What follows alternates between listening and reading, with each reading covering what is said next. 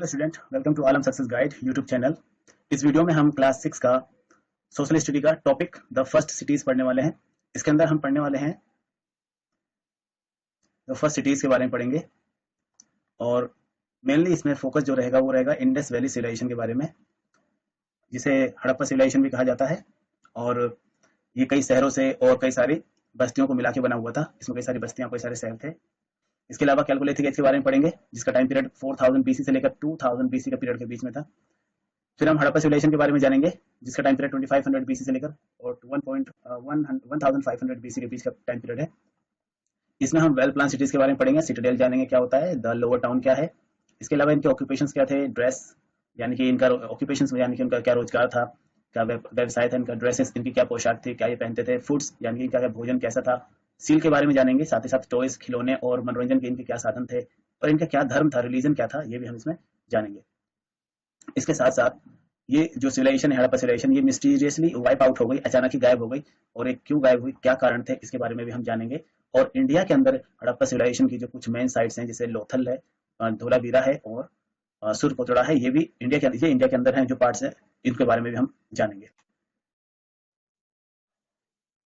कैलकुलेटिक as, जिसका time period 4000 BC से 2000 BC के बीच में टाइम पीरियड था, इसके बारे में हम पढ़ेंगे।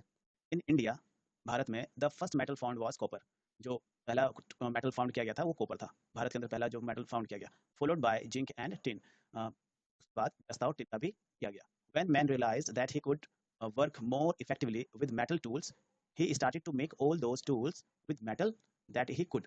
जब मनुष्य को एहसास हुआ कि वह धातु के औजारों के साथ प्रभावी ढंग से काम कर सकता है, तो उसने धातु के साथ उन सभी उपकरणों को बनाना शुरू कर दिया जो वो चाहता था। यानी कि वो अलग अलग तरीके के औजारों का और उपकरणों का प्रयोग करने लगा, बनाने लगा। आगे, this transition from on to metal was significant step. ये जो बदलाव हुआ था, यानी कि पत्थर को छोड़ के सीधे मेटल का प्रयोग करने लगे थे, ये एक महत्वपूर्ण कदम था, सिग्निफिकेंट स्टेप था। Also all type of tools could not be made from stone.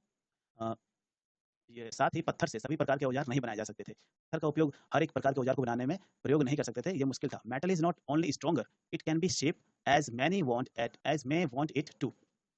जो मेटल था, धातु था, उसको वो सिर्फ ना केवल मजबूत था, बल्कि उसे आकार दिया जा सकता था, शेप दिया जा सकता था, और जैसा वो चाहता था वैसा आकार दे सकते थे। यानी कि उससे भाला बना सकते थे, उससे कवच भी बना सकते थे, उससे तलवार भी बना सकते थे, यानी कि उससे कई तरीके का वो हथियार औजार बनाए जा सकते थे, जैसा भी वो शेप देना चाहे। Of course metal did not replace stone together, replace stone together. ये बेशक ये बात सही है कि धातु ने, यानी कि मेटल ने पत्थर को पूरी तरीके से बदल नहीं दिया था, यानी कि उसकी जगह पर सीधा मेटल का यूज नहीं होने लगा था। थोड़ा बहुत स्टोन भी यूज हो रहा था, लेकिन मेटल का यूज ज़्यादा होने लगा था। आगे, many stones tool were more effective like motor and grinders. इसके अलावा कई पत्थरों के उपकरण अधिक प्रभावी थे जो बहुत काम आते थे, जैसे मोटार और ग्राइंडर। आगे, metal did not came into use at all place together. जो मेटल है, धातु है, वो सभी जगह पर उनका उपयोग एक साथ शुरू नहीं हुआ था। It is believe that the stages of the use of metal were different at different places। ऐसा माना जाता है कि अलग अलग स्थानों, अलग अलग जगह पर उसका उपयोग अलग अलग समय पर हो रहा था। ऐसा नहीं कि एक ही समय पर हर जगह प्रयोग होने लगा था। अगर हम बात करें नॉर्थ इंडिया की, stone was replaced by copper while iron come much later. अगर हम बात करें नॉर्थ इंडिया की, नॉर्थ इंडिया में पत्थर को तांबे से बदल दिया गया था, जबकि लोहा बहुत बाद में आया था, आयरन कम मच लेटर।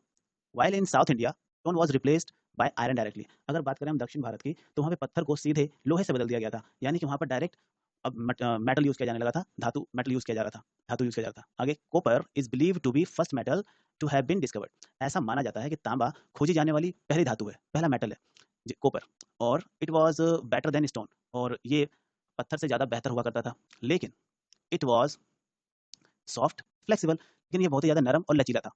अब when tin was discovered, two metals were mixed and thus bronze come into being। लेकिन जब टिन का डिस्कवरी करी गई, टिन की खोज करी गई, तो दो या दो से ज़्यादा मेटल को मिक्स किया गया, उसमें कॉपर और टिन को जब मिक्स किया गया तो ब्रोंज बना। ब्रोंज एक मिश्र धातु है, और ये यहाँ पे आगे, the bronze is a alloy. Alloy का मतलब होता है मिश्र धातु, यानी कि जब दो या दो से ज़्यादा मेटल को मिलाया जाता है गर्म करके, फिर उससे एक नया मेटल बनाया जाता है, तो उसे एलॉय कहते हैं। तो ब्रोंज भी ऐसे ही बना, इसमें कॉपर और टिन है, दोनों को मिला के ब्रोंज बनाया गया। विच इज हार्डर, ये बहुत ही ज़्यादा कठोर होता है। Adequate make tools and weapons, ये हथियार बनाने के लिए, औजार बनाने के लिए काफ़ी था, क्योंकि ये हार्ड भी था और इसको अलग अलग शेप भी दिया जा सकता था। This period is called chalcolithic और कॉपर स्टोन एज। इसी टाइम पीरियड को, क्योंकि यहाँ पर कॉपर और पत्थर दोनों का यूज हो रहा था, या स्टार्टिंग हो चुकी थी कॉपर की, कॉपर को यूज करने की, इसलिए इसे कॉपर स्टोन एज कहा जाता है। Age age age age both copper stone were in use now. और इसका, क्योंकि टाइम में उस टाइम की बात करें तो उस टाइम में जब कैलकोलिथिक पीरियड चल रहा था, तब उस टाइम लोहा और पत्थर यानी कि कॉपर में लोहे में कॉपर, मेटल में कॉपर और पत्थर दोनों का प्रयोग बढ़ गया था। यूज फर्स्ट सिटीज यहाँ पढ़ेंगे। This is an important period of history as process of urbanization start during it. In the previous age, people produced crop and lived near farms. ये इतिहास एक महत्वपूर्ण अवधि है। This is an important period of history as the process of urbanization, क्योंकि शहरीकरण की प्रक्रिया इसके दौरान शुरू हुई थी। दौरान पिछले टाइम में लोग फसलों का उत्पादन करते थे और खेतों के पास रहते थे। पीपल्स प्रोड्यूस क्रॉप्स, पीपल्स जो लोग थे वो फसलों का उत्पादन करते थे, and live near the farms और खेतों के पास रहते थे। फीचर्स ऑफ अर्बनाइजेशन, अर्बनाइजेशन का मतलब होता है शहर, शहरीकरण, यानी कि किसी जगह को शहर में परिवर्तन कर देना अर्बनाइजेशन कहलाता है। An important features of urbanization is surplus production of food. नगरीकरण की विशेषता, नगरीकरण की एक महत्वपूर्ण विशेषता भोजन का ज्यादा उत्पादन करना है, यानी कि surplus production of food. Urban urban में, शहरों में ज्यादातर फूड की कोई प्रॉब्लम्स नहीं फेस करनी पड़ती है। This means that it is not necessary for all people to live near their farms. This means that it is not necessary, इसका यह मतलब है कि सभी लोगों के लिए अपने खेतों के पास रहना जरूरी नहीं है, क्योंकि शहरों में जब सब भोजन बहुत ही ज़्यादा उपलब्ध है, भोजन की कोई कमी नहीं है, तो लोगों को खेत के पास रहकर खेती करने की जरूरत नहीं है। Those people away from farms adopt other occupations, जो लोग शहरों से, जो लोग खेतों के पास नहीं रहते हैं, शहरों में रहते हैं, तो वो अलग अलग अपने ऑक्यूपेशंस और जो उनके व्यवसाय हैं उसको अपना लेते हैं, अडॉप्ट कर लेते हैं। जैसे कारपेंट्री, लकड़ी का काम करने वाले, बढ़ई, क्राफ्ट्स करने वाले, वीविंग्स, कपड़ा बुनने वाले, एंड सो ऑन, इसी तरीके से बाकी भी अपने नए नए ऑक्यूपेशंस को वो अडॉप्ट कर लेते हैं।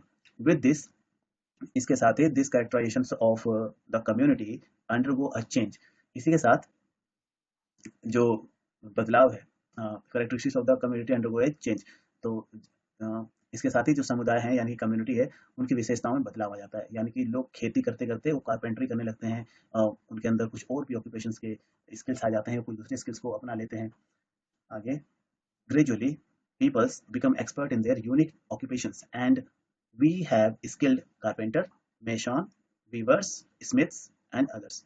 धीरे धीरे लोग अपने जो नए नए उन्होंने व्यवसाय सीखे हैं उसमें माहिर बन जाते हैं, विशेषता हासिल हो जाती है उन्हें। और हमारे पास कुशल बढ़ई, राजमिस्त्री, कुशल बढ़ई मतलब कारपेंट्री, कारपेंटर, मैसन मतलब राजमिस्त्री, वीवर्स मतलब बुनकर जो कपड़े बनाते हैं, बिनते हैं, और स्मिथ जैसे कि गोल्ड स्मिथ और ब्लैक स्मिथ जिसे सुनार और लोहार कहते हैं, और अदर्स व्यवसाय भी लोग अपना लेते हैं। और the product of some occupations are in a great demand, they grow rich, they grow rich.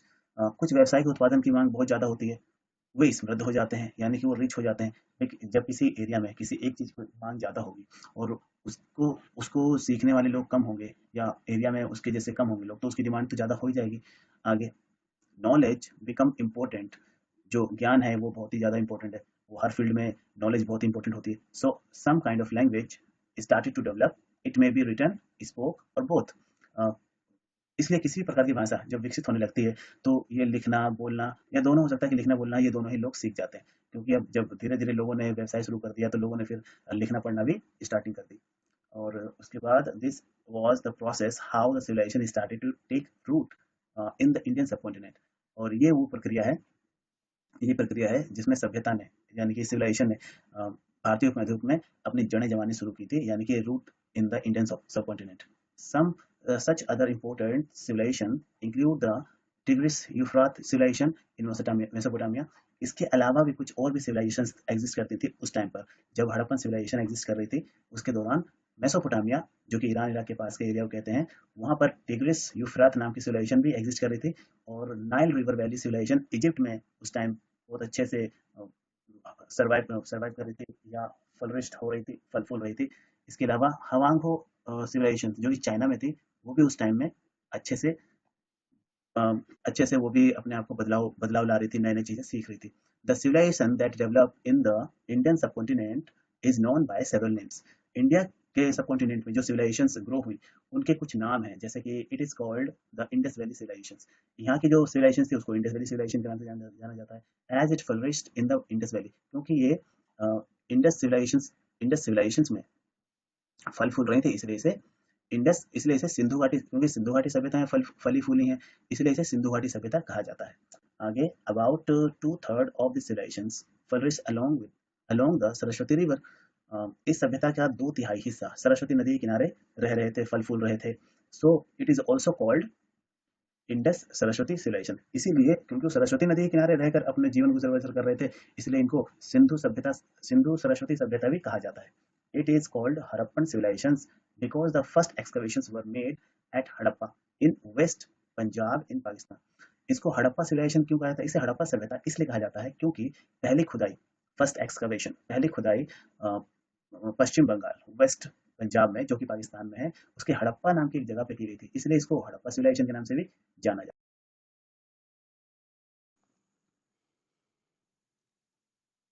Harappa civilisation जो कि 500 बीसी से लेकर 1500 बीसी के बीच में एग्जिस्ट करती थी, बारे में पढ़ेंगे यहाँ पर हम।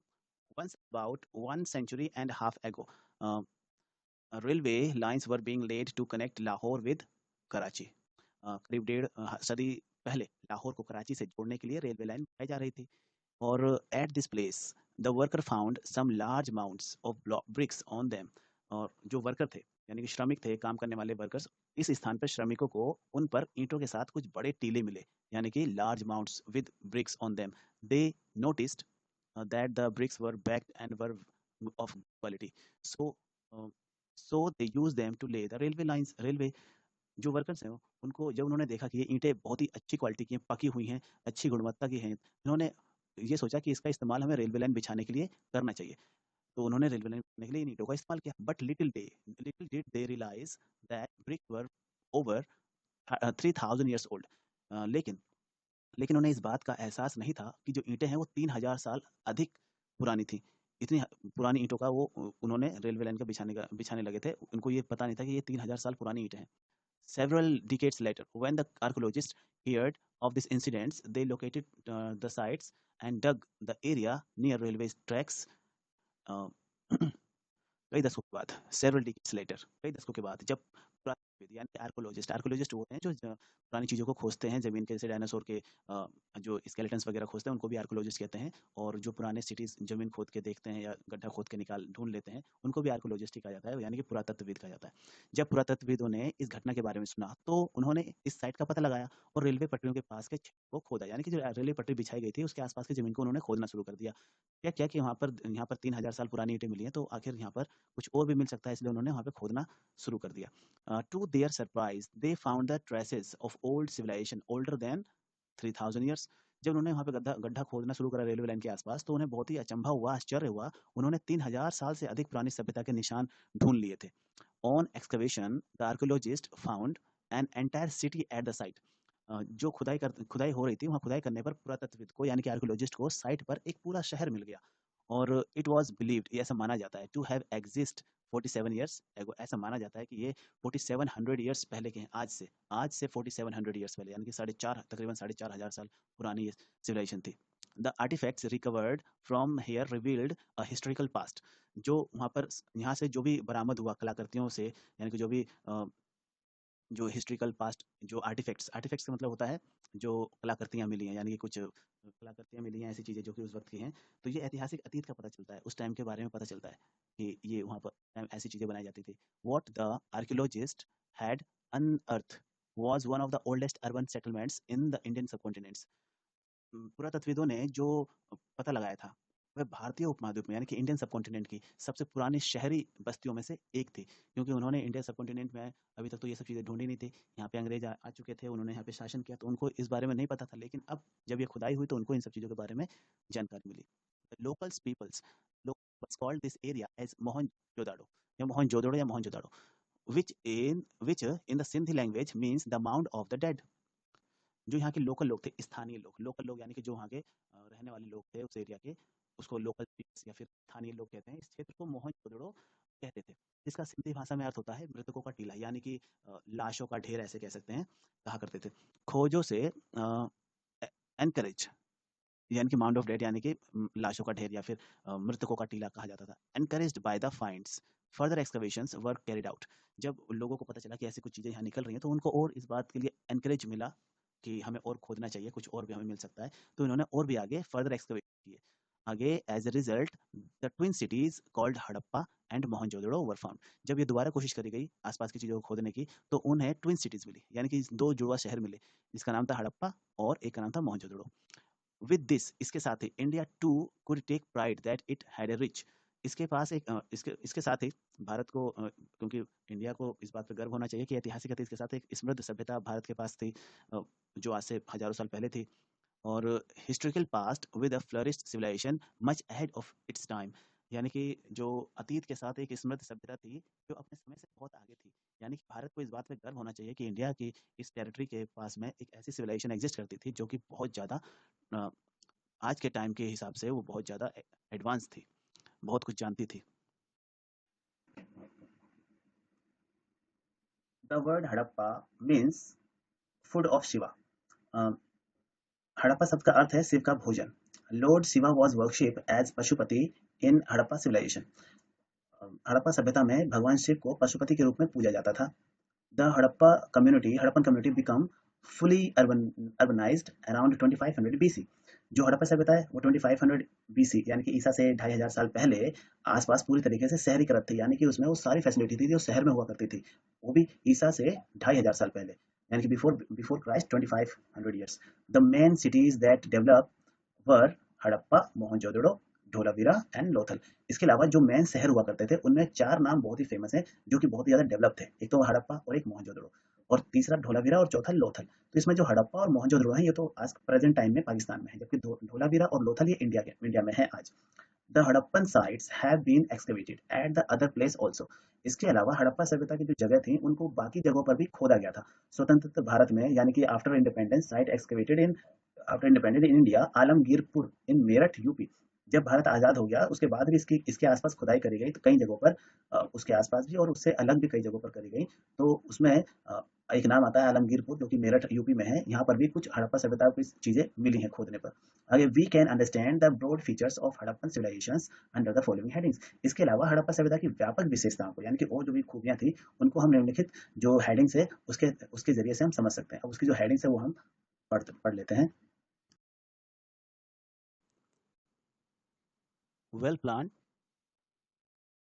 cities. The two cities of Harappa and Mohenjo-daro are located in the Indus Valley, now in Pakistan. तो हड़प्पा जगह है और मोहनजोदड़ो ये दोनों शहर सिंधु घाटी में स्थित थे, यानी कि located in the Indus valley में, जो कि आज के वक्त में पाकिस्तान में है। These cities exist from 2600 to 1900 BC.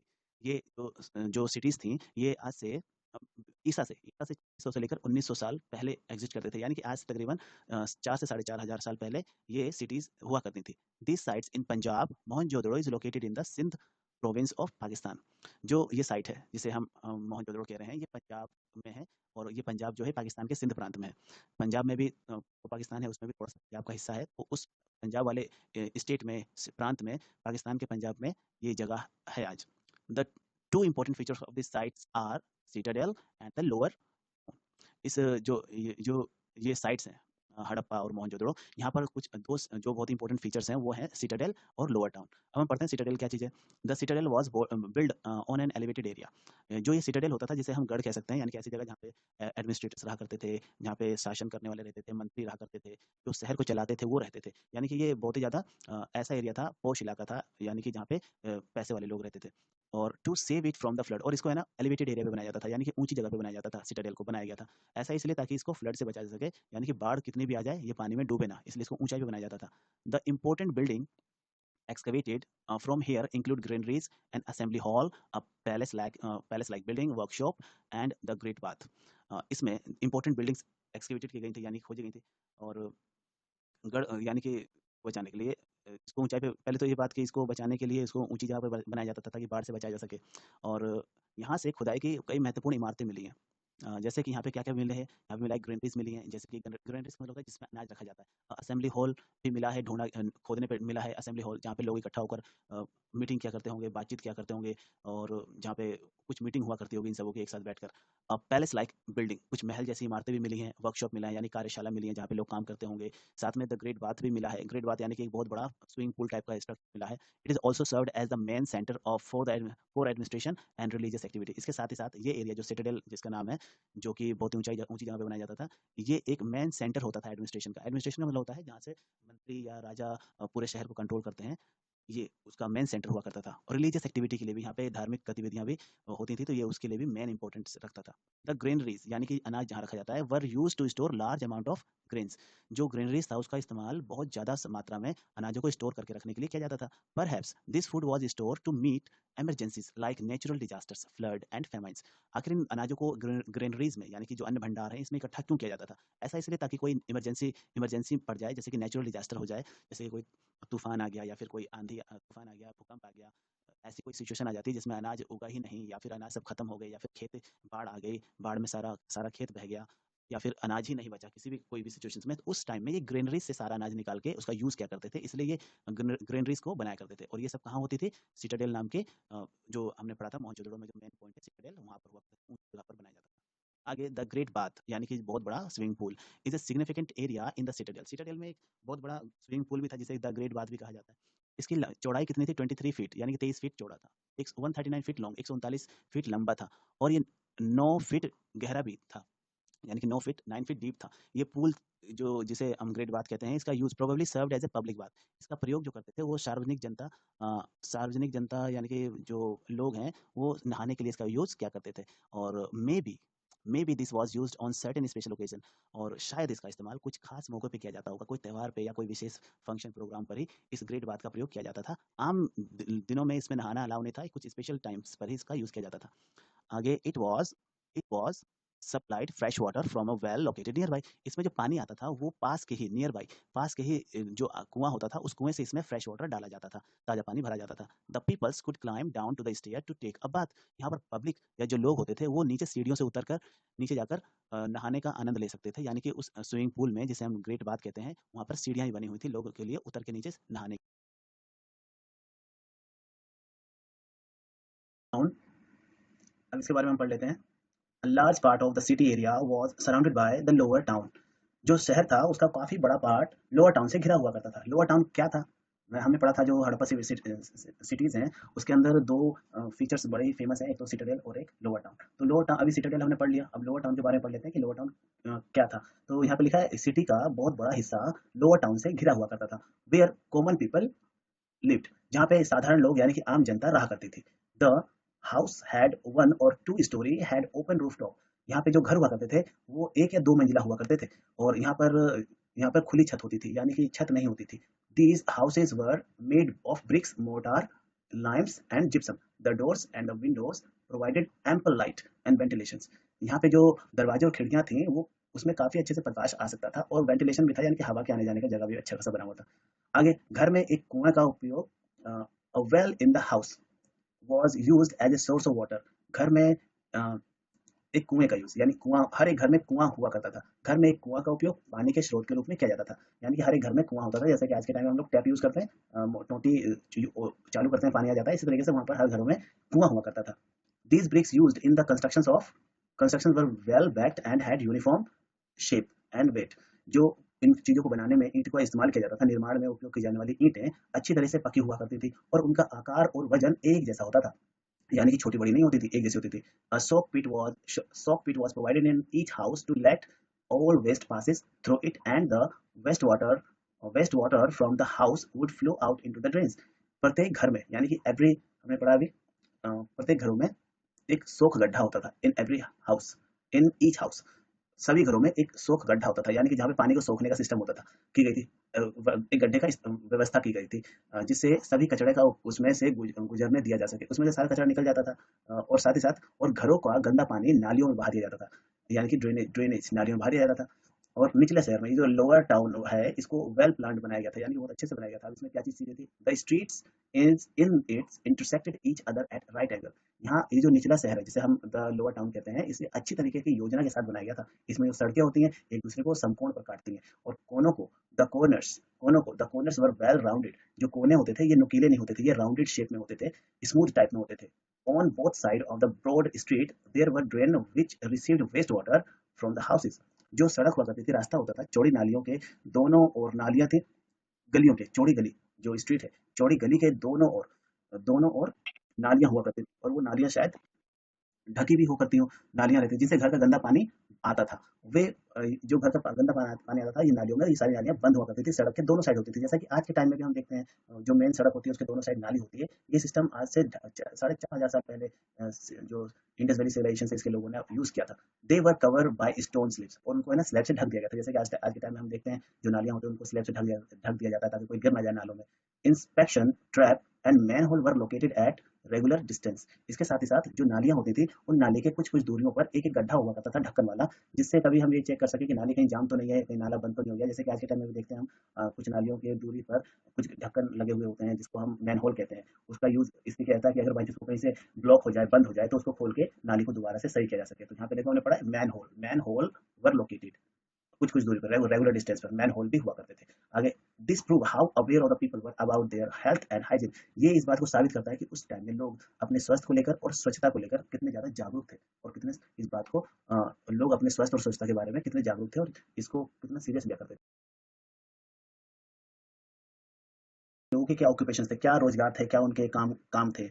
The two main occupations in the Harappan civilisations were farming and herding. जो मुख्य व्यवसाय था, काम था उनका, वो था खेती करना और पशुपालन, यानी कि जानवरों को पालना। They grew grains, vegetables, trees, pulses, barley, wheat, pomegranates, cotton, pulses, pears, rice, sesame and mustard were major agricultural products. इसके अलावा उन्होंने अनाज, सब्जियां, पेड़, दाल, जौ, गेहूं, अनार, कपास, दाल, नाशपाती, चावल, तिल, सरसों, ये सभी उगाए। आगे, often what was the Harappan water was the Harappans for irrigations. Water was stored in storage tank. जो हड़प्पन थे ये वाटर को इरिगेशन के लिए यूज करते थे और इसे स्टोरेज टैंक में इकट्ठा करके रखा करते थे। जैसे कि आज के टाइम में हम पानी को इकट्ठा करते हैं, ऐसे ही टैंक बनाकर पानी को इकट्ठा करते थे, और खेती के लिए भी उसका इस्तेमाल किया करते थे, हड़प इरिगेशन के लिए, सिंचाई के लिए। The plough was use to turn the soil. इसके अलावा वो खेत में हल का यूज किया करते थे, जिससे कि मिट्टी को ऊपर नीचे कर सके, ताकि उसमें बीज बो सकें और अच्छी फसल उग सके। Other implements were also use. इसके अलावा और भी कई चीजों का इस्तेमाल किया करते थे। आगे, many peoples reared cattle, mainly sheep, buffaloes, goat etcetera. जो ज्यादातर लोग होते थे, कई लोगों ने मवेशियां पाले, मुख्य रूप से भेड़, भैंस, बकरी, इन चीजों को लोग ज्यादा पाला करते थे। और the cities had large grazing pastures and water ponds just at the outer skirt, so the cattle were driven for grazing. When the summer season grass become scarce and the ponds dry up, these herders led their animals to far off grazing grounds or water bodies. जब the cities had large grazing pastures, जो शहर हुआ करते थे, इन शहरों के बाहरी इलाके में बड़े बड़े चारागाह होते थे, जहाँ पे जानवरों को घास चराने के लिए ले जाया जाता था, यानी कि ग्रेजिंग पास्चर्स होते थे। और पानी के तालाब भी हुआ करते थे जहाँ पे जानवर पानी पी सके, इसलिए मवेशियों को चराने के लिए वहां ले जाया करते थे जहाँ पर पानी और हरी घास हुआ करती थी। गर्मियों के टाइम में जब इन समर, हमने यहाँ पढ़ा था, when in summer season grass become scarce, जब गर्मियों के टाइम में मौसम में घास बहुत ही मुश्किल होती थी, हरी घास नहीं मिल पाती थी या सूख जाती थी या तालाब सूख जाते थे, तो ये चरागाह अपने जानवरों, ये जो चरवाहे होते थे, यानी कि जो हर्डर्स हैं, चरवाहे हैं, जो ये अपने जानवरों को लेकर उस जगह पे चले जाते थे जहाँ पर ये सब चीजें मिल सकें, या फिर हरी घास मिल जाए, पानी मिल जाए, ताकि जानवर इनके दूध दे सकें और इनको इसका फायदा मिलता रहे। इसलिए हरी भरी घासों की तरफ ये अपने जानवरों को लेकर चले जाया करते थे। As they produce food more than they all needed, other occupations flourished such as potter, craftsman, jewellers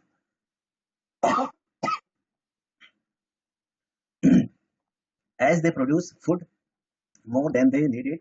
Other occupations flourished, such as potter, craftsmen, jewelers, sculpture, weavers, traders, etc. इस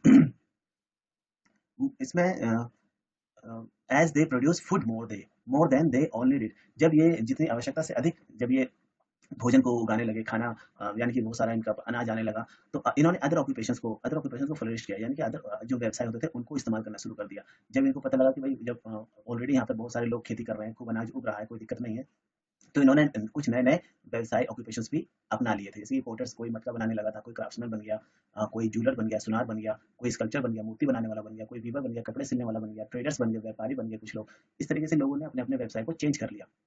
the potters made jar and pots for different shape and size for different purpose. जो potters होते थे यानी कि मिट्टी के बर्तन बनाने वाले, इन्होंने जार्स और पोट्स बनाए ऑफ डिफरेंट शेप, अलग अलग शेप के और अलग अलग साइज के, और वो अलग अलग चीजों के लिए उनका यूज क्या करते थे। Potters was glazed and painted with motifs of birds, fish, animal, trees and plants using black and red colors।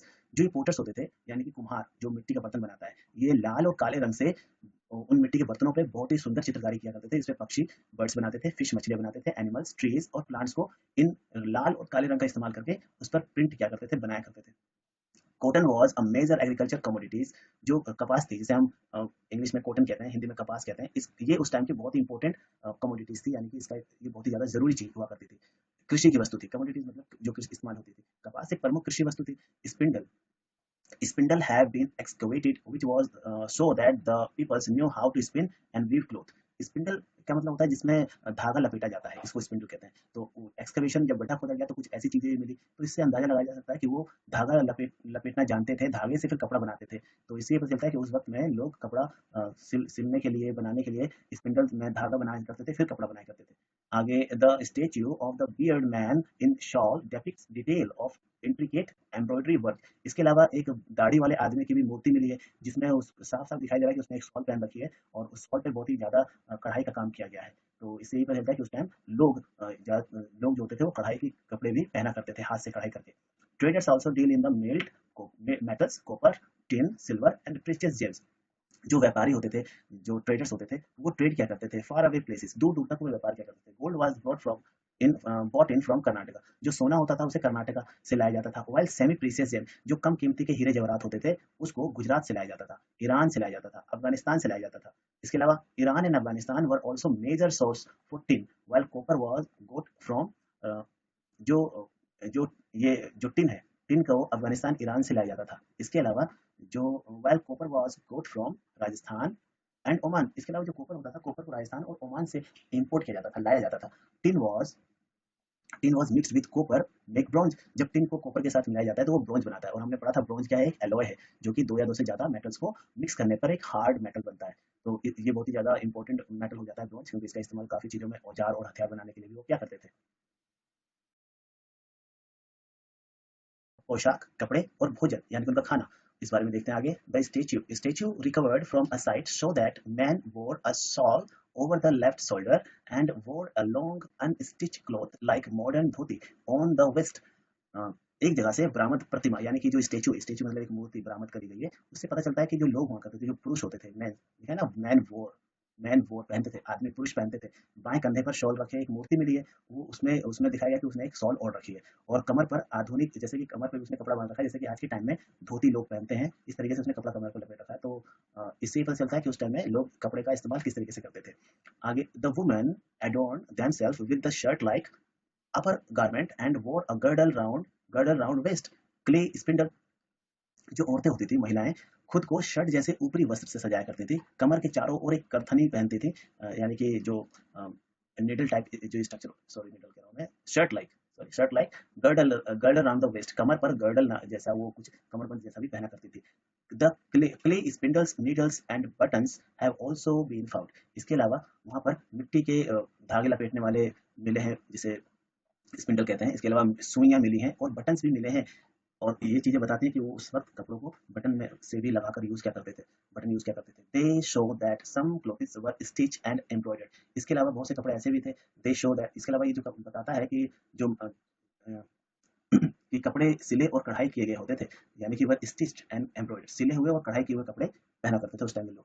Both man and women wore pieces of jewelleries like ring, necklace, armlet, anklet, bangles, earrings, waist band and girdles. इसके अलावा आदमी और औरत, महिला और पुरुष दोनों ही jewelleries पहना करते थे, गहने पहना करते थे, आभूषण पहना करते थे, जिसमें अंगूठी, गले का हार या बाजूबंद, आर्मलेट और एंकलेट जो कि जैसे कि पायल ऐसा, और बैंगल्स चूड़ियां और इयरिंग कानों में, और वेस्ट बैंड यानी कि कमरबंद, और गर्डल्स जो कि कमर के पास ही होता है, इसको भी कमर पर ही बांधा जाता है। इन सभी चीजों को, यानी कि महिलाएं और पुरुष दोनों ही अंगूठी, हार, बाजूबंद, पायल, चूड़ियां, झुमके, इयररिंग्स, झुमके हो गए, कमरबंद वेस्ट बैंड कमरबंद हो गया, और करथनी यानी जो कि गर्टल्स जिसको नाम बोला जाता है उसको भी जैसे आभूषण पहना करते थे।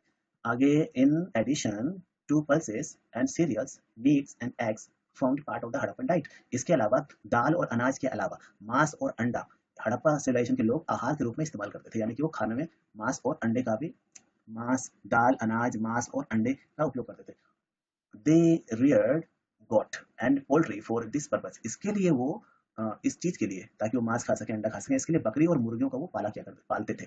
Fish was also part of their diet. इसके अलावा उनके भोजन में, खाने में मछली भी हुआ करती थी, मछली का भी वो सेवन किया करते थे। Which means that many peoples were engaged in fishing also. ये इस बात का सबूत है जिससे अर्थ लगाया जाता है कई लोग मछली पकड़ने में भी लगे हुए थे, यानी कुछ लोग मछली भी पकड़ना, वहाँ पे लोग मछली पकड़ना भी जानते थे, तभी तो मछली वो खाना के रूप में इस्तेमाल करते थे, मछली को खाते थे। Kettles were Rudyard for milk and milk product. जो मवेशी हैं, जानवर हैं दूध देने वाले, उनका इस्तेमाल दूध के लिए और उनको मांस के लिए, दूध और दूध से बने सामान, जैसे कि दूध हो गया, दूध के अलावा दूध से बनने वाले जो सामान है, मक्खन या फिर और भी जो चीज़ें होती हैं, इन सब चीज़ों को बनाने के लिए भी मवेशी को, केटल्स को पाला करते थे।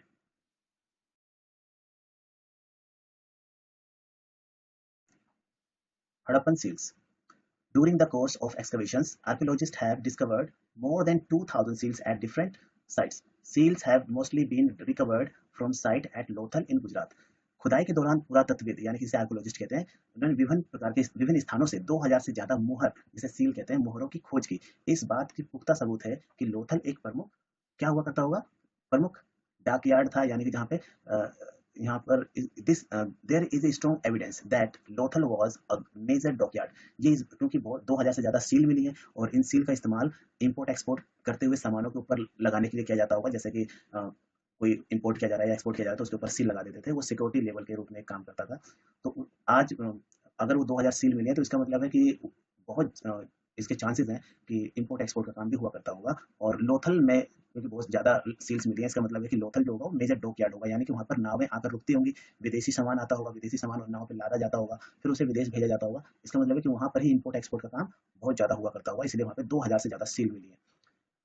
It was probably use for loading and unloading ship. इसका it was probably use for, जो लोथल है गुजरात का जो एक पार्ट, गुजरात में जो लोथल नाम का हड़प्पन साइट है, वो डॉकयार्ड कहा जाता है क्योंकि वहाँ पर नावें रुका करती होंगी, और वहाँ पर लोडिंग और अनलोडिंग करी जाती होगी, शिप लोडिंग अनलोडिंग शिप, यानी सामान को उतारा और चढ़ाया जाता होगा। Those found at Lothal form the largest lot. जहाजों को लोड करने और उतारने के लिए किया जाता था, लोथल में पाए जाने वाले सबसे बड़े लॉट बनाते हैं, यानी कि लार्जेस्ट लोड बनाते होंगे, यानी कि जो जो ये जगह है यहाँ पर बहुत ज़्यादा सामानों का आना और जाना हुआ करता होगा। These were small flat rectangular और स्क्वायर इन शेप। जो ये जो हमने अभी पढ़ा सील के बारे में, सील के जो साइज हैं वो फ्लैट हुआ करते थे, चपटे छोटे भी हुआ करते थे, कुछ रेक्टेंगुलर साइज में होते थे और कुछ स्क्वायर साइज में भी हुआ करते थे, यानी कि अलग अलग जो इनका आकार हुआ करता था सील का। दे वर मेड फ्रॉम क्ले, ये मिट्टी के बने होते थे, सॉप स्टोन, और कोपर, ये तांबे के, और जो सॉप स्टोन यानी कि पत्थर के भी बने हुआ करते थे, तांबे और पत्थर का भी बनाया जाता था इसे। They may have been used to stamp the container और bag when they packed with goods, when packed with goods. इसको जब कंटेनर या बैग तैयार किया जाता होगा लोडिंग करने के लिए, तो उस पर इसका उपयोग मोहर लगाने के लिए किया जाता था, और बैग या कंटेनर को पहले गांठ लगाया जाता था, फिर गांठ को मिट्टी से लगाया जाता था और फिर उस पर मोहर दबा दिया जाता था। जैसे example, a bag of container was first noted. पहले तो जो बैग हुआ करता था उसको गांठ मारी जाती थी, नोट किया जाता था। Then the knot was applied with the clay and then the seal was pressed on it. फिर उस गांठ पर मिट्टी लगाई जाती थी, और मिट्टी लगाकर उस मिट्टी के ऊपर सील को स्टैम्प करके लगाया जाता होगा, दबाया जाता होगा, जिससे उस मिट्टी पर सील का आकार या सील की छाप बन जाती होगी। In intact sealing meant that the good were safe inside the bag और कंटेनर। ऐसा माना जाता होगा कि अगर उस पर मोहर लग गई है तो सामान या बैग कंटेनर के अंदर सुरक्षित हुआ करता था, यानी कि उसका कोई नुकसान नहीं होगा, कोई उसको छेड़छाड़ नहीं करेगा। The seal had different figure on them. The unicorn, a mythical horse like creature, has been found on man seal. इसके अलावा जो पुराने जो अलग अलग आंकड़े मिलते हैं, जो सामान वह कंटेनर के अंदर सुरक्षित था, मोहरों पर अलग अलग आंकड़े थे। उसमें गेंडा एक पौराणिक घोड़ा जैसा प्राणी भी है, जैसे कि यहाँ पे बोला गया है हॉर्स।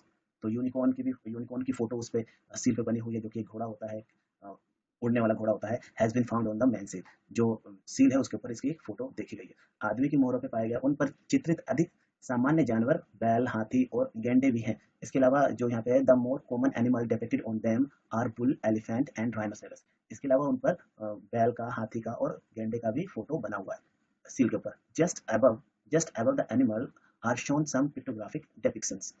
जो ये फोटो हुआ करती थी इनके ऊपर कुछ लिखा भी हुआ करता था। इनके चित्रित अधिक सामान्य जानवर, बैल और गंडे जैसे ऊपर कुछ चित्रात्मक चित्र दिखाए गए थे। इन पे कुछ लिखा भी होता था। एक निश्चित मोहर पर एक पुरुष देवता का चित्र भी किया गया था। On a certain seal has depicted a male god. इस पर एक पुरुष देवता यानी कि एक जो मेल भगवान है उनकी भी फोटो मिली है। Seated in A meditative posture and surrounded by the animal. उसमें दिखाया गया है कि जो पुरुष देवता का फोटो बनाया गया उसमें कि वो पुरुष जो है ध्यान मुद्रा में बैठा हुआ है और जानवरों ने उसे घेर रखा है, यानी surrounded by the animals. The archaeologist have called this figure as Pashupati or lord Shiva. जो आर्कियोलॉजिस्ट हैं, पुरातत्वविद हैं, उन्होंने कहा है कि ये पशुपति या भगवान शिव हैं, जो जानवरों ने इनको घेर रखा है और ये बीच में बैठे ध्यान मुद्रा में है, ऐसा माना गया है।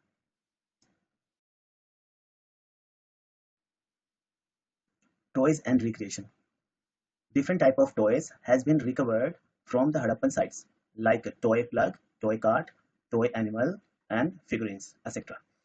हड़प्पा स्थलों से, जहाँ पे हड़प्पा साइट है, वहाँ पे विभिन्न प्रकार के खिलौने बरामद किए गए यानी कि मिले हैं। जैसे खिलौने, जैसे हल है, खिलौने वाला हल है, खिलौने की गाड़ी है, खिलौने का जानवर है और मूर्तियाँ, ये सभी चीजें मिली हैं। The normal plugs and the cart have not survived because they were made from would.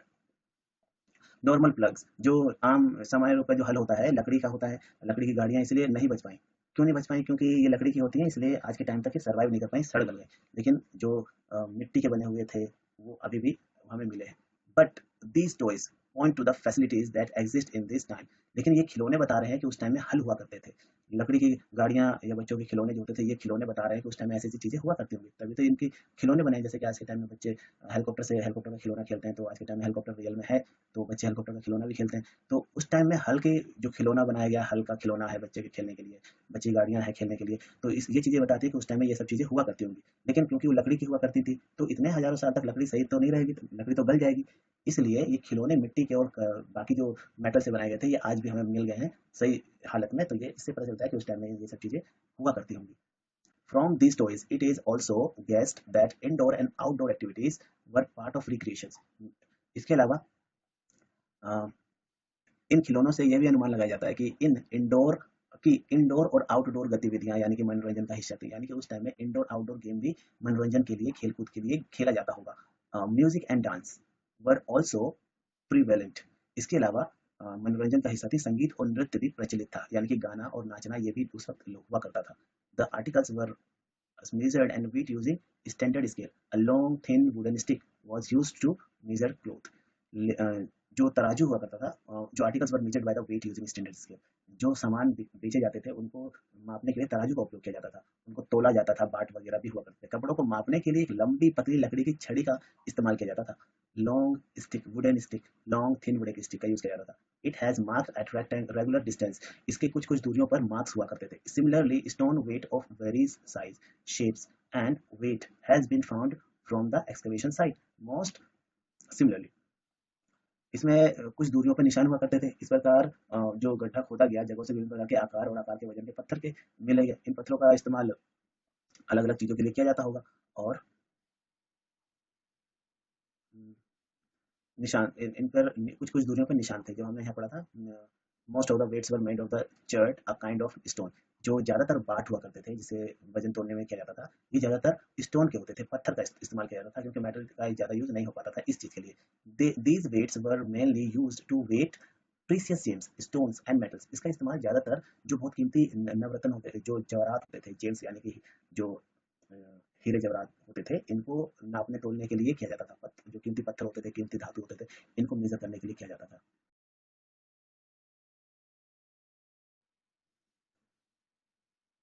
Religion, peoples worship a number of deities. जो लोग हुआ करते थे उस टाइम में, वो कई देवी देवताओं की पूजा किया करते थे। The most common deities seem to be the Shakti or mother goddess and Shiva Pashupati. सबसे आम देवता शक्ति या माँ देवी और शिव पशुपति की प्रतीत होती है। यानी कि ऐसा लगता है कि उस टाइम में सबसे ज्यादा माँ देवी और पशुपति, शिव पशुपति की पूजा किया जाता था। और वन शील show Shiva Pashupati seated in yogic postures with 3 visible faces. इसके अलावा शिव पशुपति का जो है, उसमें उसकी एक फोटो मोहर पे भी मिली है। फोटो पे मिली है एक मोहर में शिव पशुपति को योगिक मुद्रा में, यानी कि ये योगिक पोस्चर है, योगिक मुद्रा में बैठे हुए दिखाया गया है, जिसमें 3 चेहरे दिखाई दे रहे हैं, यानी कि 3 फेसेस विजिबल है। On it also depicted tiger, elephants, buffalo and rhinoceros on the side of and horned deer under the seat. इसके अलावा बाघ, हाथी, भैंस और गेंडे को भी किनारे पर और सीट के नीचे सिंग वाले हिरण को भी दर्शाया गया है. It is possible that the certain trees and birds, animals and other natural forces were also worshipped. इसका मतलब ये हुआ कि जो लोग उस टाइम हुआ करते थे वो प्राकृतिक शक्तियों की भी पूजा किया करते थे. प्राकृतिक शक्ति यानी कि जैसे ये संभव है कि लोग पेड़ों की, पक्षियों की, जानवरों की और अन्य प्राकृतिक शक्तियों की भी पूजा किया करते थे. यानी कि लिखा है ना यहाँ पे ट्रीज, बर्ड्स, एनिमल्स, इनकी भी पूजा किया करते थे. इन द बरियल साइट्स, जहाँ पे डेड बॉडी गाड़ी जाती थी, जमीन में गड्ढा करके गाड़ा जाता था, वहाँ पर potteries, ornaments, mirrors has been found. वहाँ पर मिट्टी के बर्तन मिले हैं, जहाँ पर दफन स्थल है, जहाँ पे मृतकों को दफन किया जाता था. मिट्टी के बर्तन, गहने और शीशे, दर्पण भी पाए गए हैं, फाउंड किए गए. These show that people believed in other world and rebirth. इससे ये पता चलता है कि जो लोग उस वक्त थे वो पुनर्जन्म में विश्वास करते थे. उनको यकीन था कि दोबारा जन्म होता है, तो वो अपने जो उनके अपने होते थे, जिनकी डेथ हो जाती थी, उनको जमीन में गड्ढा में गाड़ते थे, तो उसके बगल में वो बहुत सारी चीज़ों को साथ में ही दबा देते थे, जैसे कि गहने को, शीशे को और मिट्टी के कुछ बर्तनों को उस डेड बॉडी के साथ नीचे रखकर मिट्टी में उनको दफन कर देते थे.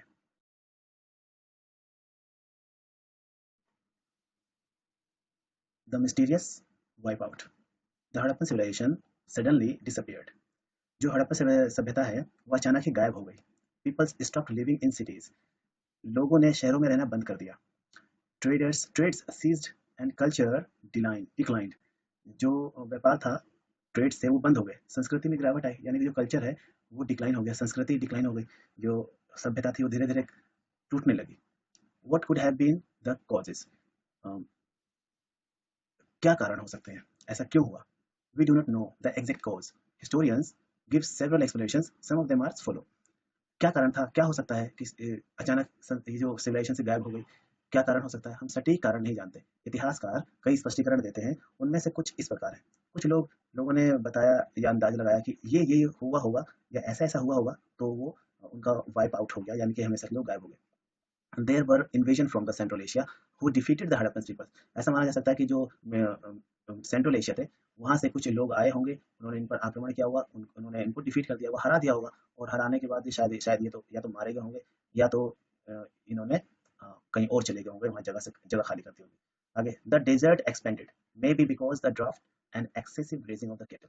ऐसा भी हो सकता है कि रेगिस्तान का विस्तार हुआ हो, रेगिस्तान बढ़ने लगा हो, और शायद सूखे और मवेशियों की अत्यधिक चराई के कारण, क्योंकि जब पेड़ पौधे नहीं रहेंगे, बहुत ज़्यादा चराई करी गई, तो हो सकता हो कि एक्सेसिव ग्रेजिंग के कारण, यानी कि जानवरों ने बहुत वहाँ पर ग्रेजिंग करी या फिर वहाँ पे घास वास नहीं रही, तो अब वो पूरा इलाका रेगिस्तान बनने लगा, इसलिए हो सकता है लोगों ने छोड़ दिया वो हिस्सा. The Indus river change its course causing suddenly flood. ऐसा भी हो सकता है कि सिंधु नदी ने अपना रास्ता ही बदल लिया हो, जिससे अचानक बाढ़ आ गई हो और सब कुछ खत्म हो गया हो. Maybe the ruler lost control leading to the breaking down of law and order. इसके अलावा ये भी हो सकता है कि जो शासक हैं, जो रूलर्स हैं, उन्होंने नियंत्रण ही खो दिया हो, उनका कोई कंट्रोल ही ना रह गया हो उस हिस्से पर, और जो कानून व्यवस्था है वो टूट गई हो और सब कुछ खत्म हो गया हो. ऐसा भी हो सकता है. All these causes do not explain the mystery. ये जो सभी चीजें हैं ये मिस्ट्री को सॉल्व नहीं करती हैं, यानी कि ये आज भी मिस्ट्री बनी हुई है. Maybe several causes contributed to the mysteries wipe out of the Harappan civilisations. हो सकता है कि कई कारणों ने हड़प्पा सभ्यता के रहस्यमयी उनको गायब करने में, सफाया करने में योगदान दिया हो. यह भी आश्चर्यजनक है कि शहरी लोग भाग गए और अन्य जगहों पर गांव का जीवन जीने लगे. शहर वाला जीवन उन्होंने खत्म कर दिया. ऐसा हो सकता है. It is also amazing that these urban peoples fled, यानी कि चले गए हों. जो शहर में लोग रह रहे थे वो चले गए हों, and started to lead a rural way of life in other places. और शहर से जाकर कहीं जंगल में या किसी और इलाके में, गाँव में रहना शुरू कर दिया हो. ऐसा भी हो सकता है. वॉट एवर द ट्रूथ, सच्चाई कोई कुछ भी हो, it remain the truth that the great Indus valley civilisation was ahead of its time. सच्चाई जो भी हो, इतना तो पक्का है कि जो सिंधु घाटी सभ्यता है वो अपने समय से बहुत आगे थी. यानी कि उस वक्त वो जिस सिस्टम का यूज किया करते थे, आज हम उसको यूज कर रहे हैं. जैसे सिटीज का वेल प्लान सिटीज हो, आज भी हम वेल प्लान सिटीज के उन्हीं मॉडल्स को फॉलो करते हैं जो कि 4,500 साल पहले हुआ करती थी. It's suddenly decline was a loss not only to Indian history but also to the world culture. इसका अचानक गायब हो जाना, पतन हो जाना, केवल भारत के इतिहास के लिए नहीं बल्कि दुनिया की संस्कृति के लिए भी एक नुकसान हुआ, क्योंकि इससे सबूत नहीं रहे, सब कुछ मिट गया, तो बहुत बड़ा नुकसान हुआ दुनिया के लिए भी और भारत के इतिहास के लिए भी.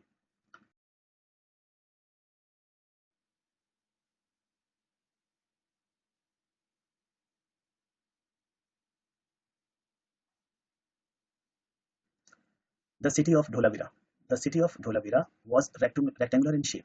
जो सिटी है धोलावीरा वो रेक्टेंगुलर शेप में थी। अबाउट 100 हेक्टेयर, वो तकरीबन 100 हेक्टेयर के एरिया में फैली हुई थी। It was divided into 3 parts, Citadel, the middle town and the lower town. ये जो धोलावीरा जो रेक्टेंगुलर शेप में जो पार्ट था, जो सिटी का पार्ट था, ये एक रेक्टेंगुलर शेप में था और इसमें 3 अलग-अलग पार्ट्स थे। एक तो सिटाडेल था, फिर एक मिडिल टाउन था और एक लोअर टाउन था। हमने पढ़ा था सिटाडेल जो होता है वो गवर्नर्स और एडमिनिस्ट्रेशन के लिए होता है, कुछ स्पेशल लोगों के लिए होता है, वहाँ पे स्पेशल लोग रहते हैं। लोअर टाउन वो होता है जो आम जनता के लिए होता है, यहाँ पे आम जनता रहती है।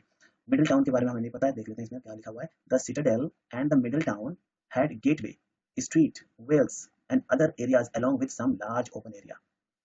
इसमें जो सिटाडेल है और जो मिडिल टाउन है, इसमें क्या थे, कुछ बड़े खुले क्षेत्र के साथ इसमें गेटवे थे, यानी कि बड़े आने जाने वाले दरवाजे थे, गेटवे थे, और सड़कें थी, कुएं थे और कुछ अन्य क्षेत्र भी थे, यानी कि street, wells and other areas also in this also with some large areas. The citadel had ramparts to serve as defence from attacks. जो सिटाडेल हुआ करता था ये एक तरीके से अटैक्स की सुरक्षा प्रदान करता था, यानी कि कोई हमला हो जाए तो हमला से बचाने के लिए ये सिटाडेल बहुत ही इंपॉर्टेंट रोल प्ले करता था। आगे, there were provisions for storing water in the dry season. यहाँ पर सूखे मौसम में, dry season, in the provision in the dry season, सूखे मौसम में पानी को इकट्ठा करने का भी इकट्ठा करने का एक प्रावधान था, प्रोविजन था, which are believed to be earliest ever found anywhere in the world. क्योंकि ऐसा जो प्रावधान था कि गर्मियों में पानी का बचाया जाए, ऐसा दुनिया में कहीं और सबसे पहले पाया नहीं गया, कहीं भी सबसे पहले पाया जाता नहीं है, यहाँ पर ये पहले पाया गया। ये फैसिलिटी या ऐसी या ये चीज़ की पानी को बचाया जाए, ऐसी सोच। सुरकोटड़ा के बारे में पढ़ते हैं हम इस आगे नेक्स्ट हेडिंग में।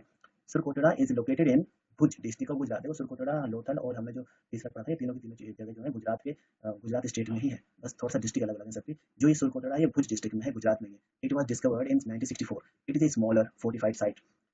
ये 1964 में खोजा गया था। ये एक छोटा हिस्सा है, एक छोटा स्थल है। ये 5 से 8 मीटर ऊंचाई वाले टीले पर स्थित है। It is located on a mount 5 to 8 metre in height. ये 5 से 8 मीटर की ऊंचाई के ऊपर ये बनाया गया है। The citadel at Surkotada was fortified with 4.5 meter high wall. The residential complex had a 3.5 meter thick wall, 3.5 meter thick wall, and the area could be entered through a gateway in the east.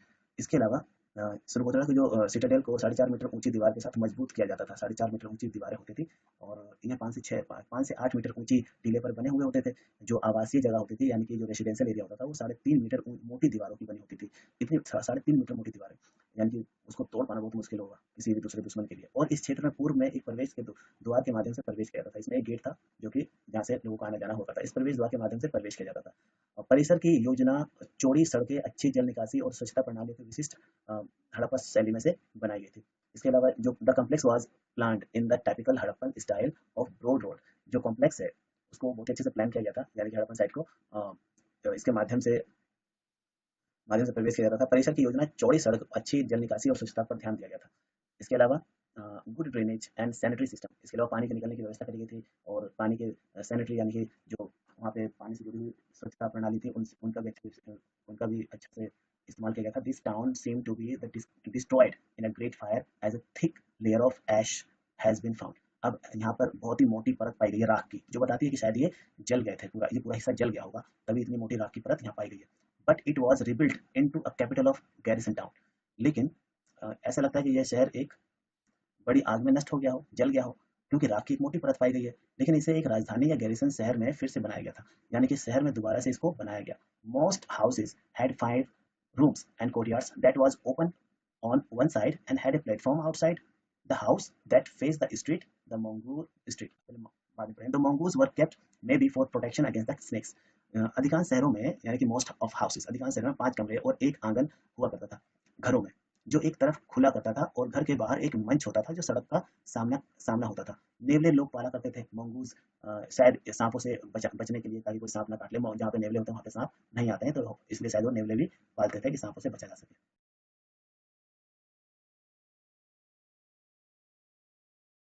Chalcolithic as, यानी कि वो period जिसमें copper और stone का use हुआ, और इसका time period 4000 BC से लेकर 2000 बीसी है।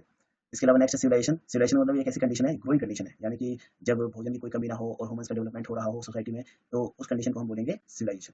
आगे एलॉय। एलॉय का मतलब है जब when 2 or more metals mixing and making one one new metals is called alloy। जब 2 या 2 से ज़्यादा मेटल को मिलाकर एक नया मेटल बनाया जाता है तो उसे हम एलॉय कहते हैं। Urbanisation. The process of setting up town and cities, अगर किसी जगह को हम टाउन और सिटीज में कन्वर्ट कर रहे हैं इसका मतलब हम अर्बनाइजेशन को फॉलो कर रहे हैं। Artefacts and objects of historical और कल्चरल इंटरेस्ट, कोई इतिहास से जुड़ा हुआ कोई सामान है, वस्तु है, तो हम उसे आर्टिफैक्ट्स कहेंगे। Greenery, storage area of grains, जहाँ पर अनाज को इकट्ठा करके रखा जाता है उसे ग्रीनरी कहते हैं। Citadel, a fort like structure build on a high ground, ऊंची जगह पर एक किला जैसा स्ट्रक्चर बनाया जाता है, किला बनाया जाता है तो उसे सिटाडेल कहते हैं। आगे oligarchy, a government of a form of government in which a small group of peoples hold the power, जब छोटे ग्रुप, जब लोगों का एक छोटा सा ग्रुप जब गवर्नमेंट को अपने हाथ में लेता है और पावर को होल्ड करता है, पावर रूल्स करता है कंट्री पर या जगह पर, तो उसे कहते हैं हम oligarchy. Next, furnace, an enclosed place for heating metals to a high temperature, जब कोई बंद जगह पर हाई टेम्परेचर पर मेटल्स को मेल्ट किया जाता है, उसको गर्म किया जाता है, तो उसे कहते हैं फर्नेस यानी कि भट्टी। लास्ट में है dockyard, a place where ship load और अनलोड गुड्स, जहाँ पे नदी जो पानी का जहाज है वो अपना सामान उतारता है और चढ़ाता है, यानी कि लोड और अनलोड करता है सामान को, उस जगह को डॉकयार्ड कहते हैं।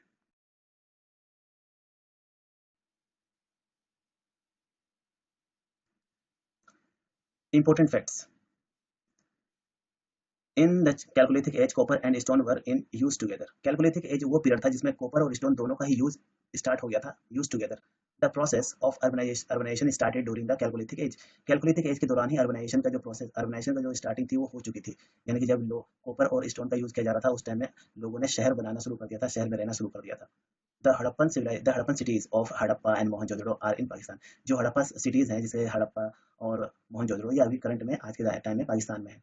The Harappan sites had common features as good drainage system, जो हड़प्पन साइट्स थी उनमें कुछ खूबियां थी, जैसे कि उनके पास एक गुड ड्रेनेज सिस्टम था, यानी कि जल निकासी का बहुत अच्छा सिस्टम था, पानी निकलने का। वेल प्लान सिटी रोड्स, वहाँ पर बहुत ही अच्छे से रोडों को बनाया गया था, वहाँ पर सिटीजन से ऊंची जगह बनाई गई थी, कुछ लोअर टाउन से जहाँ पे आम जनता रहा करते थे, ग्रीनरीज थी जहाँ पे अनाज को इकट्ठा रखा जाता था, अदर बिल्डिंग्स भी थी वहाँ पे बहुत सारी, इसके अलावा और भी बिल्डिंग बनाई गई थी।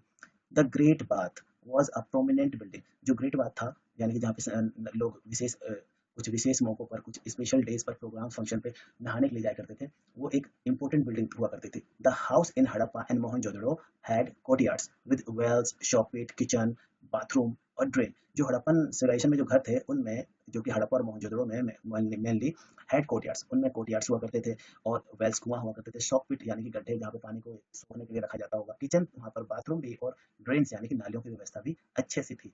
The Harappan peoples were engaged in a variety of occupations, जो हड़प्पन पॉपुलेशन थी, जो जनता थी वहाँ की, वो अलग अलग तरह के रोजगार और व्यवसाय को क्या करती थी, यानी कि सभी के पास अपना अलग अलग धंधा या काम हुआ करता था। Seal were used to mark good for trade, इसके अलावा सील का यूज किया जाता था, यानी कि सामानों पर मुहर लगाई जाती थी और फिर उसका व्यापार किया जाता था, यानी कि वो एक सिक्योरिटी का स्टैंप होता था, जिससे उसकी चोरी या उसके साथ छेड़खानी ना हो, इसलिए उसको यूज किया जाता था।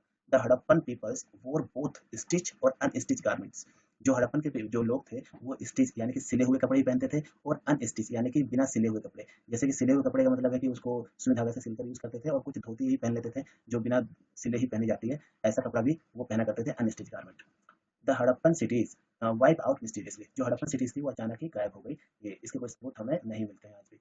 There are several Harappan sites in India, India में कुछ हड़प्पन साइट है, जैसे कि लोथल है, धोलावीरा है, एरशुरकोटड़ा है, being the important ones, important, ये जो तीनों हैं, ये तीनों की तरह इंपॉर्टेंट है क्योंकि ये इंडिया में प्रेजेंट है।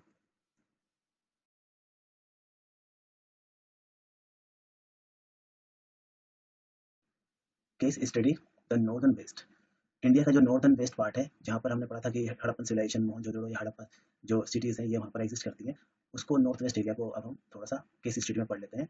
These three major Harappan sites, Mohenjodaro, Harappa और no are now in Pakistan, जो हड़प्पा और मोहनजोदड़ो है ये आज के टाइम पाकिस्तान में है। So for our case study we shall study Lothal, Dholavira और Surkotada, which were the major cities of the Harappan civilization and are presently located in the state of Gujarat.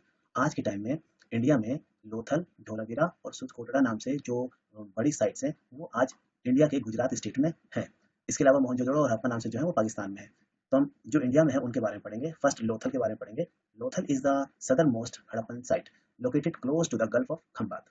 Lothal है वो सबसे दक्षिणी स्थल है, यानी कि सदर्न में, साउथ के पार्ट में है, जो कि सिविलाइजेशन थी उसके साउथ के पार्ट में थी, सिविलाइजेशन के इंडिया के साउथ में नहीं, सिविलाइजेशन के साउथ में थी, जो खंबात की खाड़ी के करीब थी। यह जगह अर्ध कीमती पत्थरों से भरी हुई थी, यानी कि this place is abundant in the semi precious stone, यहाँ पर जो कम कीमती के जो पत्थर थे वो यहाँ पे बहुत ज्यादा मात्रा में थे। So it is become a busy trade port, इसलिए ये बिजी ट्रेड पोर्ट बन गया, यहाँ पे लोगों का आना जाना यानी कि व्यापार बहुत ही ज्यादा व्यस्त रहता था। The presence of dockyard prove that this point this dockyard was connected to the Gulf of the Campe by the Chennai, जो यहाँ पर डॉकयार्ड्स हैं एक चैनल के द्वारा कैम्बे की खाड़ी से जुड़ा हुआ था। नावें और जहाज लोडिंग और अनलोडिंग के लिए डॉकयार्ड तक आया करती थी। The boats and the ships are right up to the dockyard for loading and unloading. The trades ship were loaded with the goods and sail for Mesopotamia. बहुत सारे सामानों को जहाज में लादा जाया करता था और उसे मेसोपोटामिया, जो सभ्यता हमने पढ़ी थी ईरान इराक वाली, वहां के लिए रवाना किया जाता था. यानी कि जो हड़प्पन सभ्यता के लोग थे, ये मेसोपोटामिया सिविलाइजेशन के लोगों से व्यापार किया करते थे. A storehouse at the dockyard was found in which many seals were found. इसके अलावा डॉकयार्ड में एक गोदाम मिला जिसमें कई मोहरें मिली हैं, सील्स मिली हैं, were found, seals were found. A workshop has been found near to the storehouse. एक वर्क हाउस भी मिला है जो कि उसके डॉकयार्ड के पास ही था. तो इसमें बहुत सारी सील्स मिली है स्टोर हाउस में. Possibly it was used as a bead making factory. जो हमें वेयर हाउस मिला है, हो सकता है कि उसमें मनके बनाए जाते हों. कारखाने में इसका उपयोग मनका बनाने के लिए कारखाने के रूप में किया जाता हो. अब पढ़ते हैं हम नीचे धोलावीरा के बारे में पढ़ते हैं. हमने लोथल के बारे में थोड़ा सा पढ़ लिया है, आगे देखते हैं. Dholavira is situated in the Rann of Kutch इन गुजरात. जो धोलावीरा है वो भी गुजरात में ही है, जैसे लोथल, धोलावीरा और सुखपुरा नाम से जो है, तीनों जगह गुजरात में प्रेजेंट है. It was discovered in 1967 to 68. ये 1967 से 1968 के बीच में इसको खोजा गया था. More excavations were carried out here between 1989 to 2005. इसमें जो सबसे बड़ा जो खोदने का काम हुआ था वो 1989 और 2005 के बीच में हुआ था. It appears to be the an older site than Lothal. इसे हम कह सकते हैं कि लोथल से भी ज्यादा पुराना ये जगह है. धोलावीरा जो है लोथल से भी पुरानी जगह है. The artefacts found here include ornaments made of gold, silver, and terracotta, seal, beads, animal bones, and typical vessels from Mesopotamia. यहाँ पाई जाने वाली कलाकृतियों में सोना, चांदी और टेराकोटा से बने हुए गहने, मोहर, मोती, जानवर की हड्डी और मेसोपोटामिया के विशिष्ट बर्तन यानी कि स्पेशल वेसल्स जो मेसोपोटामिया के थे वो भी मिले हैं. ये इस बात का सबूत है कि यहाँ पर मेसोपोटामिया से इनका ट्रेड हुआ करता था, व्यापार हुआ करता था, इनके अच्छे संबंध थे. धोलावीरा के लास्ट में, Dholavira also served as a vital trade centre between different place in south Gujarat. इसके अलावा south Gujarat, Sindh and Punjab and West Asia. इसके अलावा एशिया के विभिन्न भागों के बीच एक महत्वपूर्ण व्यापार केंद्र के रूप में भी जो धोलावीरा है ये वर्क किया करता था. यानी कि यहाँ पर ये कह सकते हैं ट्रेड सेंटर हुआ करता था, व्यापार केंद्र के रूप में.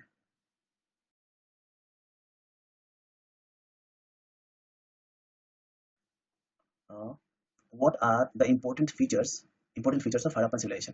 हड़प्पन सिविलाइजेशन जो थी उसके कुछ इंपॉर्टेंट फीचर्स बताने हैं. तो हमें पता है कि वहाँ पे वेल प्लान सिटीज थी, वहाँ पर सिटाडेल बनाया गया था, लोअर टाउन था लोगों के लिए, जो आम जनता थी वो रहती थी. सिटाडेल कुछ एक राइज्ड एरिया में बनाया जाता था, इंपॉर्टेंट बिल्डिंग थी, वहाँ पे ग्रीनरीज होती थी, ग्रेट बाथ भी, वहाँ पे लार्ज बाथ भी था. आगे ब्रिक हाउसेज, वहाँ पर जो घर होते थे वो पत्थरों के ईंटों के पक्की ईंटों के बनाए जाते थे. एडवांस ड्रेनेज सिस्टम, वहाँ पर पानी के निकालने का बहुत ही अच्छा सिस्टम था, एडवांस सिस्टम था. ग्रेट बाथ था वहाँ पर. हड़प्पन सिविलाइजेशन में ग्रेट बाथ के बारे में मेंशन है, हमने पढ़ा. ग्रीनरीज माने अनाजों को इकट्ठा करने के भी बहुत सारी बातें यहाँ पर हमने पढ़ी थी. तो ये सभी चीजें जो है इंपॉर्टेंट फीचर्स हैं.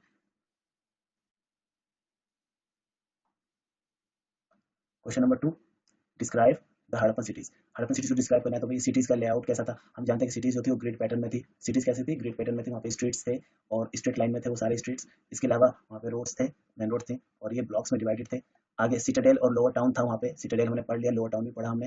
वहाँ पे जो घर थे वो ब्रिक्स के बने हुए थे. ड्रेनेज सिस्टम वहाँ पे बहुत अच्छा था. ग्रेट बाथ भी था वहाँ पर फैसिलिटी में. और इसके अलावा वहाँ पर ग्रीनरीज का भी यूज किया गया था जहाँ पे अनाजों को इकट्ठा किया जाता था. Question number 3, how were the houses build in the lower town. जो लोअर टाउन था, निचला जो शहर था, वहाँ पर घर कैसे बने हुए थे. तो बैक्ड ब्रिक्स कंस्ट्रक्शन, वो भी पकी हुई ईंटों का बनाया गया था. फ्लैट रूफ्स थे वहाँ पे, चपटे, वहाँ पे जो रूफ्स थे वो चपटे थे. Most house had flat roofs made of the wood और क्ले. ज़्यादातर वहाँ की जो छतें होती थी वो लकड़ी और मिट्टी की बनी होती थी. Use for extra living, for extra space, design for common reason in hot climates. Multiple stories, एक दो मंजिला भी हुआ करते थे. इसके अलावा बाथरूम्स और ड्रेनेज का सिस्टम बहुत अच्छा था लोअर टाउन में. डोर और विंडो भी घरों में थे. और मटेरियल यूज क्या किया जाता था घर को बनाने में, तो वो बैक ब्रिक्स का यूज किया करते थे. Question number 4, describe the importance occupations. हमें ऑक्यूपेशंस बताने, तो हमने पढ़ा था ऑक्यूपेशंस में हड़प्पन सिविलाइजेशन में लोगों के ऑक्यूपेशंस क्या थे. तो वो खेती करते थे, एग्रीकल्चर करते थे, ट्रेड व्यापार करते थे और सामानों को बेचना खरीदना करते थे. क्राफ्ट्स यानी कि वो अलग अलग तरीके के सामानों को बनाया करते थे, जैसे कि पोटरी, मिट्टी के बर्तन बनाया करते थे. ये सब क्राफ्ट्स में आता है. इसके अलावा ब्रिंग लेइंग, बोट मेकिंग, नाव बनाते थे, स्टोन कटिंग, पत्थर कटिंग करते थे, कारपेंट्री का वर्क करते थे. ये सभी वर्क ये उनके ऑक्यूपेशंस हुआ करते थे. Number 5, what were the seal used. जो सील हमने पढ़ी थी मोहर, वो किस लिए यूज होती थी. तो सील का यूज किस लिए होता था, primarily used for stamp to mark the authentic trades.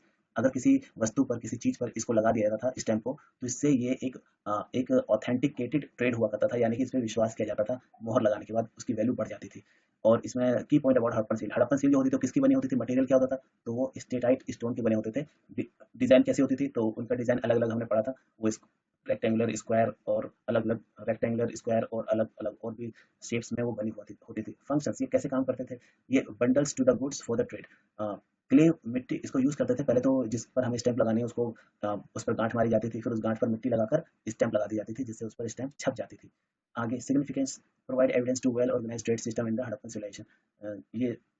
ये बताता है कि हड़प्पन सिविलाइजेशन सील का यूज करते थे, यानी कि वो इस चीज पर भी ध्यान देते थे कि सामान के साथ कोई क्या कोई नकली या फिर चोरी कोई सामान ऐसा ना हो, क्योंकि स्टैंप लगने से उस पर गारंटी लग जाती थी कि ये एक ओरिजिनल सामान है। What do you understand by the period being called chalcolithic age. आप कैलकोलिथिक एज के पीरियड से क्या समझते हैं, तो हमने ये पढ़ा था कैलकोलिथिक एज। कैलकोलिथिक का मतलब होता है कॉपर और स्टोन। जब कॉपर और स्टोन का यूज शुरू हो गया था, तो उस पीरियड को कैलकोलिथिक एज कहा जाता है। इसके अलावा मेटल का यूज होने लगा था यहाँ पर ट्रांसिशनल पीरियड्स, इस पीरियड में इन दोनों का यूज हुआ था। और यहाँ पे ब्रॉन्ज बनाया गया था। हमने पढ़ा था कि कॉपर को टिन के साथ मिला के ब्रॉन्ज बनाया गया था। सोशल चेंजेस, कुछ और चेंजेस भी आए थे, जैसे कि example social structure including the development of more complex settlements and trade networks. अलग अलग तरीके के व्यापार और उनके कामकाज को भी इसमें हमने देखा था कि इस टाइम पीरियड में बदलाव आया था। आगे लास्ट क्वेश्चन है शायद ये, how did you think the Harappan civilisation decline. जो हड़प्पन सिविलाइजेशन है वो क्यों उसका पतन हो गया, क्यों खत्म हो गई वो। तो हो सकता है कि क्लाइमेट चेंज हुआ हो, मौसम बदलने की वजह से ऊपर पूरी की पूरी हड़प्पन सिविलाइजेशन खत्म हो गई। टेक्टोनिक प्लेट्स, हो सकता है कि उनके बीच भूकंप के झटके आए हुए हों और वो पूरे उनकी पूरा का पूरा शहर खत्म हो गया हो। माइग्रेशन, हो सकता है लोगों ने उस जगह को छोड़ दिया हो, कहीं और चले गए हो। इन्वेजन, हो सकता हो ये कि वहाँ पर किसी ने हमला किया हो और सारे लोग मारे गए हों। ये सभी कंडीशंस हैं, ये हो सकती हैं। इसके साथ बच्चों ये चैप्टर फिनिश हुआ क्वेश्चन आंसर के साथ।